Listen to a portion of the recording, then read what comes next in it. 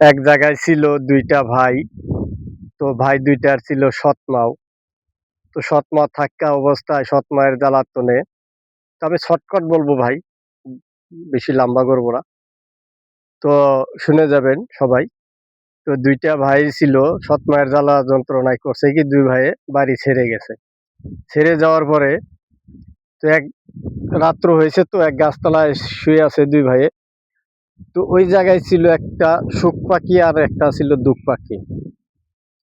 তে সুখ পাখিটাই বলতেছে যে, "ভাই, আমি যদি মরে যাই,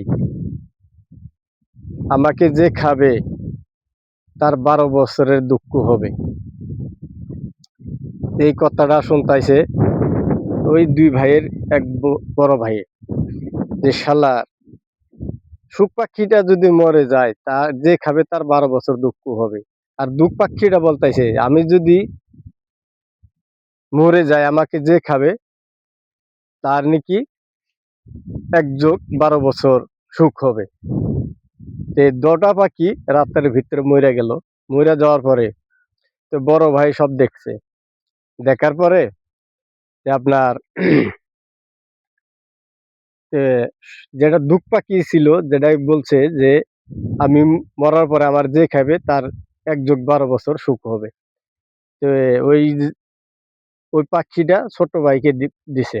আর যেটা খাইলে পরে ১২ বছর দুঃখ হবে, ওই পাখিটা বড় ভাইয়ে খাইছে। খাওয়ার পরে আপনার তো ছোট ভাইয়ের তো অনেক সুখ হয়ে গেল। আর বড় ভাই দুঃখ পাখিটা খাইয়া অনেক দুঃখ হইয়া গেল। তো দুঃখ হওয়ার পরে এই অবস্থায় দেখেন মানুষ ভাইয়ে ভাইকে চিনতে পারে না। যখন নাকি ছোট ভাইয়েরা বড়লোক হয়ে যায়, ছোট ভাইয়েরা কিন্তু বড়লোক হওয়ার পরে বড় ভাইকে চিনতে পারে না। অবশ্যই যার ভালো লাগে শেয়ার করে যাবেন।